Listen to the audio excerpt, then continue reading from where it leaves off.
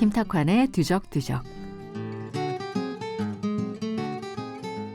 일요일 아침 격주로 김탁환 작가님과 함께 다양한 책들을 뒤적여보는 시간입니다. 선생님 어서 오십시오. 네, 안녕하세요. 예, 안녕하십니까. 네. 오늘 어떤 책 골라오셨습니까? 오늘은 우리 동네 씨앗 도서관이라고 하는 책이고요. 네. 홍성 씨앗 도서관 지음 이렇게 돼 있네요. 이런 데가 진짜 있어요? 네. 씨앗 도서관이? 네, 홍성에 있죠. 충남 홍성에. 네. 네. 몇 년 전에 이제 가서 제가 직접 보고 오기도 했고요.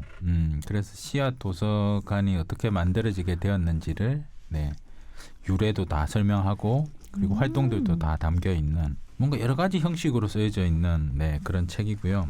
굉장히 실용적인 책이면서 굉장히 철학적인 책이다. 이렇게 볼 수 있는 것 같아요. 그래서 그 예전에는 이제 각 농가마다 씨앗을 이렇게 따로 보관을 해뒀었죠. 그래서 13페이지 보면 이제 부엌과 방을 연결해주는 나무 마루 아래 빈 공간을 파서 지하실을 만들고 그 안에 갖가지 씨앗들과 겨우내 먹을 감자나 무 같은 채소들을 멍석 위에 놓고 보관했다. 제일 밑에 보면 가을이 되면 할머니와 엄마는 다시 씨앗을 면 보자기에 싸서 부엌 지하실 멍석 위에 가지런히 보관하셨다. 이듬해에 뿌릴 씨앗들이다. 이게 원래 이제 전통적인 농가에서 씨앗을 이렇게 따로 보관을 해왔는데 요즘은 이제 씨앗을 각 농가에서 보관하는 게 아니고 씨앗을 사러 간다는 거죠. 그래서 14페이지 보면 지금 사람들은 더 이상 씨앗을 받지 않는다. 수박, 참외, 오이는 너무나 당연하다는 듯 종묘상에 가서 사고 메주콩마저 면 사무소에서 추천해 주는 대로 알이 굵고 벌레가 잘 안 먹고 꼬투리가 많이 달리는 품종으로 바꾼 지 오래다. F1, 그러니까 두 작물에 잡종을 해가지고 이제 1세대 씨앗인데요. F1 씨앗 6종이 시작되면서 씨앗 받는 일은 이제 농부의 손을 떠나 종묘 회사에서 돈을 주고 구입하는 일회용 상품이 되었다. 씨앗이 필요하면 종묘 회사를 찾아가는 거죠. 종묘 회사에서 씨앗을 만들어 놓으면 이제 가게에 가서 그걸 사가지고 와서 뿌리는 그런 방식으로 지금 바뀌었다는 거예요. 근데 이렇게만 놓고 보면 이게 좀 편리해졌네. 뭐 이렇게 생각할 수도 있잖아요. 근데 이게 이제 문제가 되기 시작한 게 23페이지 보면 나오기 시작하는데요. 이런 거예요. 그러니까 3살 된 딸아이와 함께 고향집으로 돌아왔는데 이 딸아이가 이제 채소 씨앗 봉투를 종묘상에서 구입해가지고 그 씨앗 봉투를 열어가지고 그 씨앗을 이렇게 만지고 있었다는 거예요. 만지고 있었는데 보니까 그 손에 시뻘건 가루가 묻어나는 거죠. 그래서 염색이 되어 있는 씨앗들이었던 거예요. 염색. 그래서 이게 도대체 이 색깔이 어디서 나왔지 하고 보니까 24페이지 둘째 줄을 보면 씨앗을 물들인 색깔의 정체는 바로 살충제였다. 종묘상에서 판매하는 씨앗에는 살충제를 뿌린다. 불량한 씨앗으로 변하지 않게 하기 위해서 또 씨앗을 벌레가 먹지 않도록 하기 위해서다. 씨앗은 식물체가 자기 자신을 보존하기 위해서 만들어내는 최고의 영양 덩어리이기 때문에 사람들에게는 물론이고 벌레들에게 있어서도 최고의 음식이다. 그러다 보니 씨앗이 곧 돈이 되어버린 것인데 이런 사회에서는 갖가지 방법을 동원해 씨앗 판매에 지장이 없도록 처리한다. 그 살충제와 염색약을 막 뿌려가지고 그 씨앗을 이제 만들어내는 거죠. 네. 그리고 뭐 유전자 조작 생물 GMO 이런 게 유행하기 시작했잖아요. 그래서 GMO 씨앗과 식품들 이런 것도 이제 종묘상을 통해서 막 판매가 되니까 그 제대로 된 씨앗을 확보를 해가지고 그걸 뿌리는 게 너무너무 중요한 문제가 된 거죠.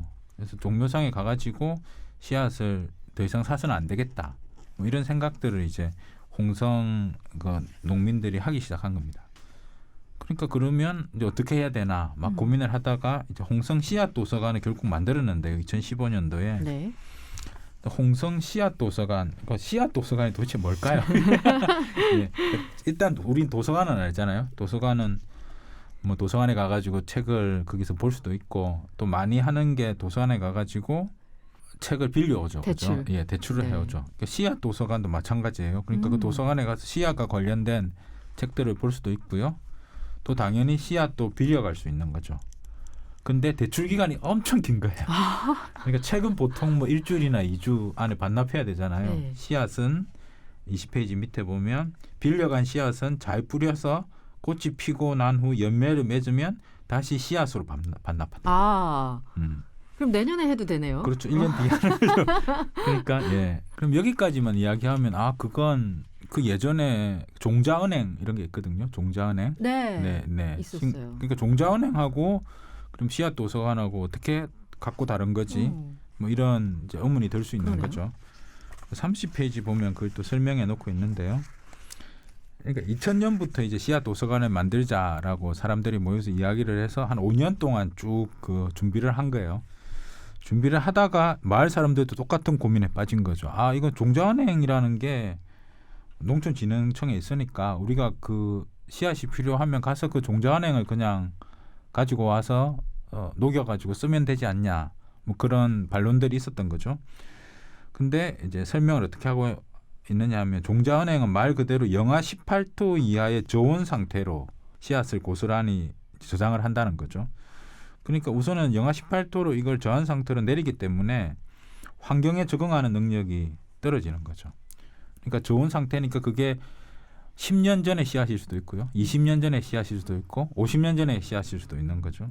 그러니까 그 사이에 10년, 20년, 50년 그 사이에 밖에 환경은 계속 이렇게 바뀌고 있잖아요. 바뀌고 있는데 이 씨앗이 이제 20년 전에 보관한 씨앗이면 종자은행에서 그걸 다시 이제 꺼내가지고 뿌리면 20년 동안에 농토는 바뀌었기 때문에 네. 그게 제대로 씨앗이 자라지 않는다는 거예요. 적응이 안 된다는 그렇죠, 거죠. 그렇죠. 그러니까 환경 변화에 능동적으로 이제 대처하는 씨앗은 해마다 뿌리는 거야 된다는 거죠. 해마다 뿌려가지고 그 지질이 논이나 밭의 그 땅의 성질이 어떻게 바뀌어가고 있는가 거기에 아주 강하게 이렇게 대처를 할 수 있는 그런 씨앗만이 건강한 씨앗인 거죠. 그래서 종자은행의 씨앗보다도 씨앗 도서관의 씨앗이 훨씬 더 농부들이 실제로 농사를 지을 수 있는 그런 튼튼한 씨앗이다. 뭐 이렇게 말할 수 있는 거죠. 그래서 씨앗 도서관을 이렇게 만들면 당연히 이제 도서관에 가면 사서가 있듯이 씨앗 도서관에도 사서 역할을 하는 사람들이 있는 거죠.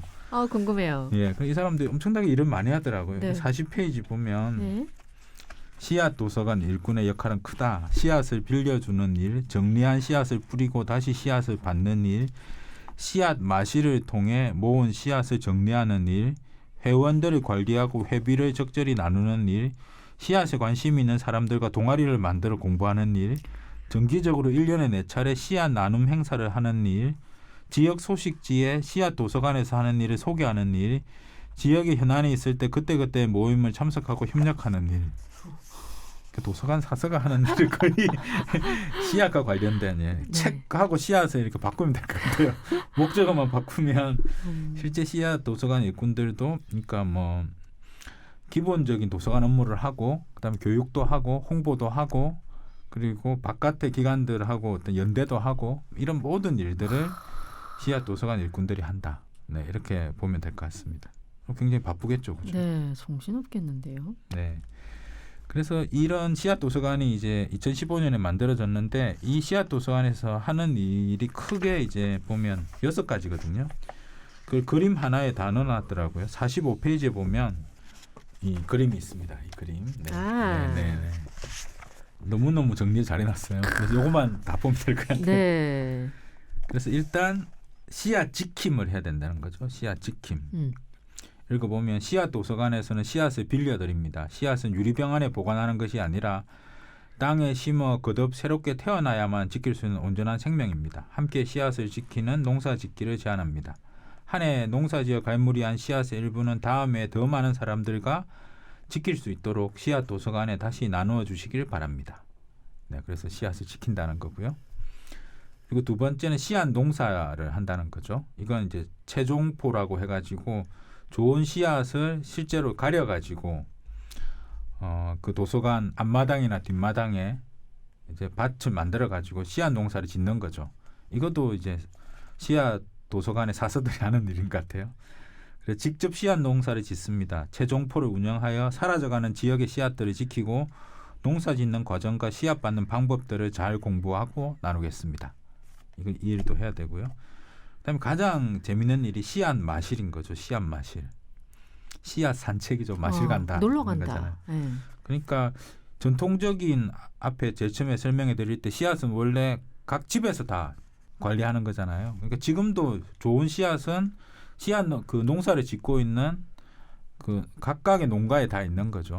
요즘은 이제 농가가 젊은이들은 없고 주로 할아버지 할머니들이 많이 계신데 주로 씨앗들은 이제 할머니들이 많이 관리하고 있는 거죠.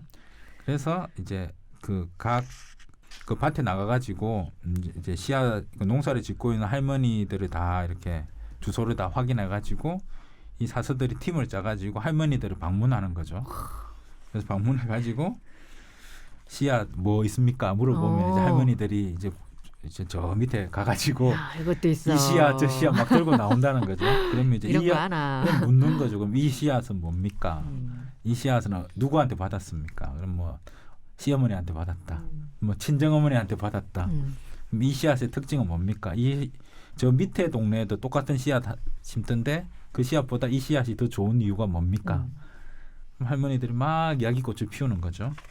그래서 그 할머니들과 그렇게 인터뷰한 기록이 이 책에 보면 127페이지부터 222페이지까지 6장이거든요. 씨앗 마실 인터뷰 해가지고 찰수수 콩, 뭐 대추밤 콩, 뭐 여러 가지 종류의 씨앗들을 늦은 깨 해가지고 할머니들을 다 만나가지고 할머니들과 주고받은 이제 인터뷰들을 여기 이제 대화를 이렇게 실어 놓으셨네요. 네, 전문을 다 실어놨어요. 네. 할머니들의 그 사투리가 아주 구수하게, 충청도 사투리가 아주 잘 담겨 있는. 한 10년이라고 혀.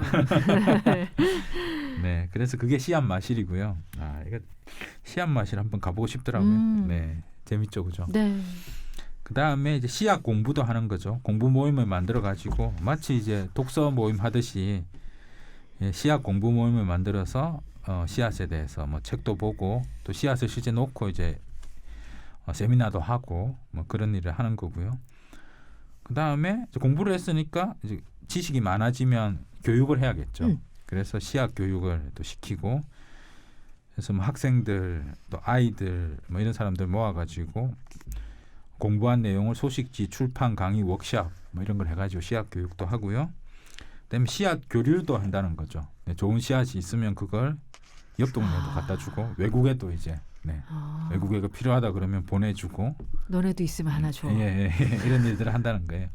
그러니까 크게 이렇게 6가지 일들을 대단하네요. 네, 엄청 바쁘겠죠. 네. 또 얼마나 종류가 많겠어요. 그렇죠. 그러니까 여기만 봐도 뭐 이게 결명차, 조, 아주까리, 밤콩, 보리 해가지고 한 20가지 정도. 모르는 것도 둥글게, 많네요. 그러면 이 씨앗들이 들어오면 재영 아나운서는 이 씨앗이 어떤 씨앗인지를 어떻게 분류를 할까요? 먹어봐요. 일단 먹어봐요. 씨앗을 먹어요? 일단 맛있는지 없는지. 그러니까 이제 씨앗을 분류하는 게 너무 중요한 거죠. 그래서 씨앗 도서관에는 책도 이제 분류표가 있잖아요. 분류 카드가 있듯이 씨앗도 분류 카드가 있는 거죠. 그래서 59페이지 보면 그 분류 카드가 있습니다. 59페이지 볼까요? 기준표도 있고 분류 카드도 있고. 59페이지 보면 1년 번호가 있고요. 기원에 따라서 야외에서 하느냐, 재배지에서 수집하느냐, 야외 재배를 하느냐, 알지 못하느냐. 그 씨앗을 어디서 주웠느냐. 주웠느냐. 수집을 했느냐. 그다음 분류를 하는 건데요. 그게 이제 씨앗이 잎이냐, 식용 가능한 부위가 잎이냐, 아니면 이게 우리나라 사람들이 주식으로 삼는 거냐, 잡곡으로 삼는 거냐, 과채로 삼는 거냐, 과일로 삼는 거냐. 그다음에 이게 뿌리를 먹는 거냐, 꽃을 먹는 거냐. 수집 번호가 있는 거죠. 연도, 몇 년도에 수집했고 처음 수집한 건 1번, 두 번째는 2번. 이렇게 순서를 매긴다는 거죠. 수집 형태가 씨앗이냐, 묘목이냐, 삽수, 가지냐, 접수, 또 가지냐 이렇게. 그러니까 기원, 분류, 수집 번호, 수집 형태에 따라서 분류를 한다는 거예요. 가령 이제 상추가 있으면 기원은 고다. 고라는 건 재배지에서 수집했다는 거고요.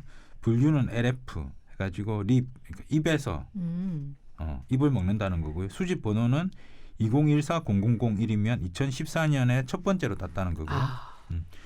그다음에 수집 형태는 SD면 시드니까 씨앗으로 수집했다는 거고요. 그러니까 이걸 쭉 붙여줬으면 GOLF 2014-0001 SD 이렇게 된다는 거죠. 그래서 어떻게 분류하는가를 이제 잘 설명을 체계적이네요. 해놓고 있습니다. 그 다음에 이제 제가 재밌게 본 게 61페이지부터 이제 최종밭 제2장인데요. 씨앗 농사를 짓는 일인데 거기 이제 홍성에 가면 풀무학교가 있거든요. 예, 농업 전문 학교인데요. 풀무학교에 전공부가 있는데 그 2학년 학생 하나가 박여연이라고 하는 학생이 최종밭을 직접 읽은 거예요. 그래서 이 학생이 이 최종밭을 읽으면서 쭉 써놓은 기록들이 이제 66페이지부터 70페이지가 있거든요. 2015년 홍성 씨앗도서관 최종밭 일지라고 해가지고 그래서 날짜와 작업이 쭉 나오는 거죠. 그래서 보면 진짜 열심히 여러 종류의 작물을 아주 빽빽하게 이렇게 심었더라고요. 그렇게 하고 나서 그다음에 그 뒤 챕터가 재밌는데 반성문이 있어요. 반성문도 예, 있어요? 이거 해가지고 내가 잘못한 게 뭔가 아이고. 정리해놓고 있어요. 그래서 최종밭을 다시 설계한다. 이래가지고 첫 번째는 밀식하지 않겠다. 너무 빽빽하게 심었다는 거죠. 그 다음에는 좀 간격을 두고 하겠다. 두 번째는 자주 신경을 써야 할 작물은 밭 앞쪽에 배치하겠다. 가까운 쪽에 배치해가지고 자주 관리하겠다는 거고요. 세 번째는 고랑 넓이를 넓히고 두둑 사이에 여유를 두겠다. 밭 한가운데 물통 놓을 자리를 만들겠다. 그런 것도 없었다는 거죠. 작물이 편하게 자랄 수 있는 구조를 만들겠다. 가을 후작을 미리 계획하겠다. 경계 작물로는 튼튼한 식물을 선택하겠다. 이런 걸 깨달았다는 거죠. 그래서 이건 너무 재밌었어요. 네. 최종밭을 이제 아주 전문가가 아니고 학생한테 시켜보고 그 학생이 직접 이렇게 밭을 읽은 후에 이거 잘못됐구나. 그럼 이 학생은 나중에 농부가 되었을 때 최종밭 하는 데는 정말 전문가겠죠. 네, 그런 기록들. 그러니까 이게 아주 전문가가 쭉 책을 쓴 게 아니고 전문가랑 학생이랑 또 그 사서랑 또 학생들이 팀을 짜가지고 씨앗 마실 가가지고 인터뷰한 것들 뭐 이런 다양한 활동들이 다 모여가지고 씨앗 도서관에서 어떻게 구체적으로 이렇게 활동을 하고 있는가를 이 책을 쫙 읽으면 이런 식으로 활동을 하고 있구나. 정말 할 일이 많겠구나. 쉽지 않죠. 네네. 예. 그래서 그때마다 문장도 다르고 문체도 다르고 그걸 기록한 사람도 다르게. 네. 그래서 처음 읽을 때는 너무 산만하고 이게 너무 투박하다 이런 생각이 들었는데 다 읽고 이제 다시 생각해 보니까 이 씨앗 도서관에서 어떤 일을 하는지를 보여주기 위해서 일부러 의도적으로 이렇게 책을 썼구나. 이렇게 알게 됐습니다. 네, 농사를 짓는 분들 혹은 내가 이렇게 전원주택에 가서 조금 작물을 키워보고 싶다 하시는 분들한테 도움이 될 것 같은데 씨앗이 의미가 있잖아요. 우리한테 네네. 모든 사람들한테. 네, 그러니까 가령 이게 종묘 회사를 통해서 씨앗을 이렇게 구입하게 되면 종묘 회사가 외국에 팔릴 수도 있잖아요. 그러면 외국의 씨앗들이 이제 무분별하게 우리나라에 막 밀려드는 거죠. 네. 특히 지금도 이제 쌀농사 지을 때 그 벽씨가 우리나라 종이 아니고 일본 종이나 이런 것들을 그냥 모르고 그냥 우리 농부들이 막 맞아요. 재배를 하는 경우들도 있거든요. 그래서 우리 논에 가장 적합한 우리의 씨앗 이런 것들을 이제 지키고 발전시켜 가지고 농사를 지을 수 있게 하는 원천 기술인 거죠. 네. 가장 원천 기술을 우리가 이렇게 씨앗 도서관을 통해서 보존해 나갈 수 있다. 이런 게 가장 큰 어떤 의미가 있는 것 같습니다. 네, 씨앗하면 굉장히 작은 느낌인데 우리가 좀 더 자세하게 좀 알아야 되겠다는 생각이 들고 또 실제로 이 씨앗 도서관이 또 몇 군데 생겼다고 얘기도 해주셨습니다. 선생님 오늘 감사합니다. 네, 감사합니다. 네, 지금까지 홍성 씨앗 도서관에서 쓴 우리 동네 씨앗 도서관이라는 책을 가지고 김탁환 선생님과 함께 얘기 나눴습니다.